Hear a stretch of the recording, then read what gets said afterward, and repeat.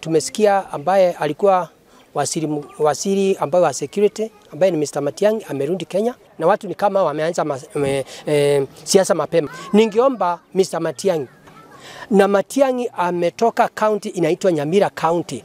Wa hiyo county ambaye parliament ya county ya Nyamira sahi wamekuwa akipigana, kuna mgawanyiko mkubwa sana. Kama anataka mambo ya siasa vizuri na watu wamheshimu, ningemuomba aende kwa ile county ya Nyamira. Imekuwa na vita ya MCA na governor juu ya uporanji wa pesa. Aende pale, kitu ya kwanza aunganishe wale, na pia arundishe ile MCA pamoja, kwa sababu sahi kuko parliament mbili katika ile county.